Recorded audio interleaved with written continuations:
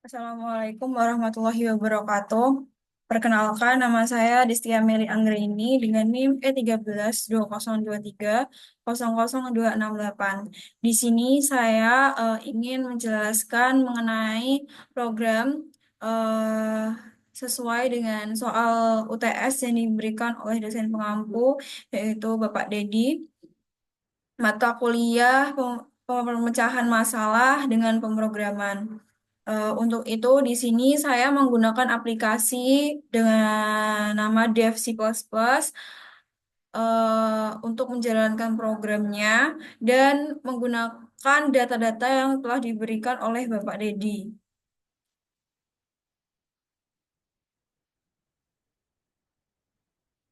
Nah, berikut ini adalah program yang telah saya buat dan sudah saya koreksi sehingga dapat dijalankan. Nanti pada akhir video akan saya tunjukkan hasil jalan programnya. Baik,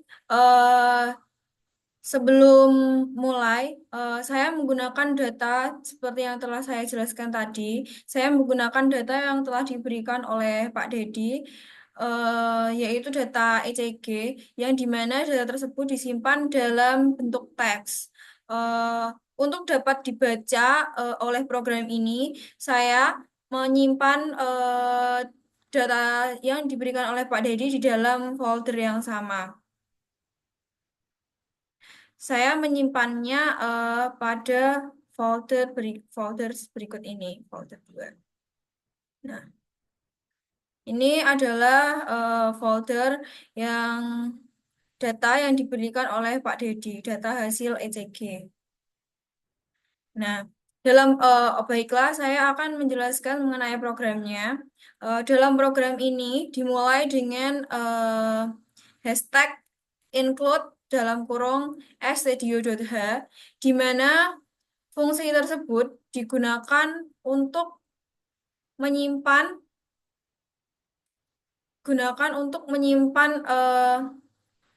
operasi input atau output seperti printf dan scanf, karena di sini saya akan menggunakan printf dan scanf. Di mana printf digunakan untuk menampilkan program sehingga dapat dibaca, dan scanf pun eh, untuk menampilkan input yang akan diberikan. Lalu di sini ada include stdlib.h, di mana fungsi tersebut digunakan untuk berbagai kooperasi tingkat rendah seperti pengelolaan memori, manipulasi data, dan mengendalikan program. Lalu eh, di sini terdapat ECG define ECG underscore sample underscore rate, di mana di sini adalah sampling rate dalam satuan Hertz. Sesuaikan satuannya dapat disesuaikan sesuai dengan yang ada, di mana fungsi tersebut adalah fungsi yang menunjukkan frekuensi sampling sinyal EKG. Di sini saya mengambil data yaitu 250 Hz. Lalu define detection underscore threshold. Di sini adalah threshold untuk mendeteksi puncak R-nya. Di sini saya ambil 0,30, di mana itu adalah amplitude minimum yang dianggap sebagai puncak R. Lalu di sini ada min underscore R underscore peak, yaitu jumlah minimal puncak R yang akan ditampilkan. Jadi nanti yang akan ditampilkan paling sedikit saya ambil 25 data. Tapi kalau misal mau lebih itu bisa. Tapi untuk minimalnya adalah 25. Lalu di sini ada define start underscore index, yaitu indeks data awal untuk memulai deteksi. Nah, indeks data awal untuk memulai deteksi ini untuk menghindari data awal yang mungkin belum stabil. Mungkin data ECG awalnya itu masih naik turunnya masih kurang jelas, sehingga dapat diperhatikan dan dapat diambil data yang mungkin bisa lebih jelas dari data keberapa, lalu bisa dimasukkan. Di sini saya ambil dari 1807. Lalu di sini ada fungsi mainnya, fungsi utamanya. Dalam fungsi main ini, di sini untuk fungsi pertama dalam fungsi main ini adalah untuk membaca data ECG yang telah tersimpan tadi. Di sini terdapat f open data underscore hasil underscore ECG dalam bentuk teks, yaitu digunakan untuk membuka data yang telah disimpan pada folder yang sama tadi sehingga dapat dibaca.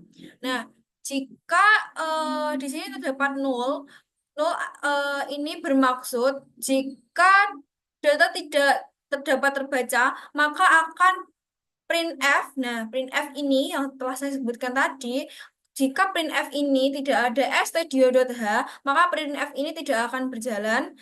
Printf akan maka jika data tidak dapat terbaca, maka hasil program akan menunjukkan error atau tidak dapat membuka file data ECG. Lalu untuk selanjutnya terdapat eh, sampel count. Sampel count di sini adalah menghitung jumlah data sampel yang berhasil dibaca. Nah, dari data yang dari fungsi sebelumnya yaitu membaca data, lalu ada fungsi sampel count. Di sini digunakan untuk membaca data yang telah disediakan tadi.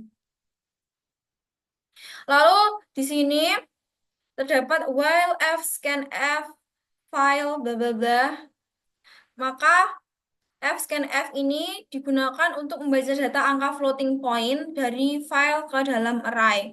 Jadi jika dia eh, membaca data floating point dari file akan ditampilkan dalam bentuk array, dalam bentuk outputnya. Lalu file akan tertutup. Di sini ditunjukkan pada F close.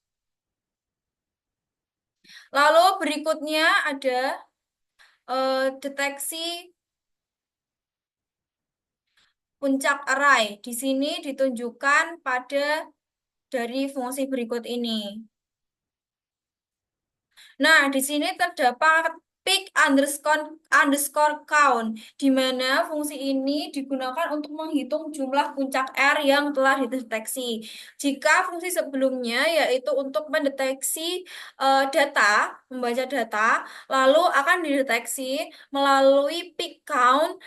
Dari pick count ini, melalui pick count ini dari data tersebut, dari data yang telah dibaca tersebut akan eh menghitung jumlah puncak R-nya. Lalu ada R interval. R interval ini di mana adalah eh waktu antar puncak R yang telah terdeteksi.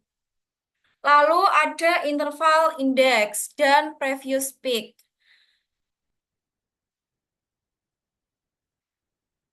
Nah, di mana pada program ini, pada kondisi deteksinya, nilai amplitudenya akan lebih besar dari detection threshold. Di sini ditunjukkan pada fungsi berikut. Amplitudenya akan lebih besar dari detection threshold-nya, dan nilai pada indeks I adalah lokal maksimum, lebih besar dari nilai sebelumnya dan sesudahnya, sehingga nilai R-nya itu akan lebih tinggi dari nilai sebelumnya dan sesudahnya. Lalu akan terjadi pencetakan deteksi. Pencetakan deteksi ini ditunjukkan pada fungsi berikut sehingga program akan menampilkan informasi indeks dan amplitudo puncak R-nya. Lalu ada previous peak. Di sini eh, fungsi digunakan untuk menyimpan indeks puncak R sebelumnya untuk menghitung puncak dari R1 ke R sesudahnya. Lalu kita masuk ke fungsi dua terakhir. Sorry, mungkin fungsi utama dua terakhir, yaitu menghitung BPM berdasarkan jumlah puncak R yang terdeteksi dan menghitung interval dari R ke R1 ke R lainnya. Pada fungsi menghitung BPM berdasarkan jumlah peak R yang telah terdeteksi, di sini terdapat double total underscore time. Di sini menggunakan rumus sample.count, yaitu sampel yang telah terhitung dibagi dengan jumlah ECG sampel, data ECG sampelnya. Lalu dari fungsi total underscore time ini kita akhirnya dapat mengetahui nilai BPM-nya dengan menggunakan rumus jumlah puncak R dikali dengan, nah jumlah puncak R adalah ini peak count, puncak yang telah terhitung, puncak R yang telah dihitung, dikali dengan 60 dan dibagi dengan total underscore time, yaitu total waktunya yang telah diketahui tadi, sehingga printf dapat muncul heart rate-nya, ya itu dalam satuan bit per menit yang dihasilkan. Lalu fungsi utama yang terakhir adalah menghitung rata-rata interval dari puncak R1 ke puncak R yang satunya. Di sini terdapat sum intervals, yaitu mengakumulasi total waktu antara puncak R. Sum interval ini adalah akumulasi total waktu antar puncak R. Jadi ketika tadi sudah diketahui ya waktu dari puncaknya, lalu akan diketahui total waktunya. Dan ada di sini maka dapat dihitung rata-ratanya adalah total waktu antar puncak R berikut ini. Sorry, mana ya? Nah, ini. Sum interval total waktu dari puncak R dibagi dengan interval jumlah interval R sampai R-nya. Lalu akan ditampilkan rata-rata interval R hingga R dalam satuan detik, yaitu sekian. Nah, mungkin kurang pas jika saya hanya menjelaskan tentang programnya tanpa menjalankannya, sehingga di sini saya akan menjalankan program tersebut, dia dapat jalan atau tidak.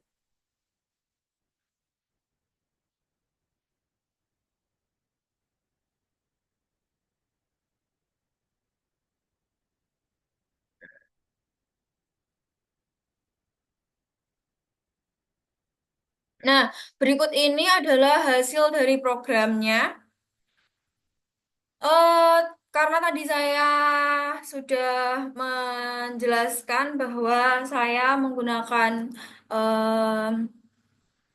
data ECG yang telah diberikan oleh Bapak dosen pengampu, yaitu Pak Dedi, dan saya menggunakan data yang telah saya jelaskan tadi dari data sekian dan kesekian dengan threshold sekian dengan ECG sample rate sekian dan jumlah minimal puncak R-nya sekian, eh, dapat didapatkan data yang dapat dibaca adalah demikian dengan amplitudo yang dapat diperhatikan pada layar saya ya.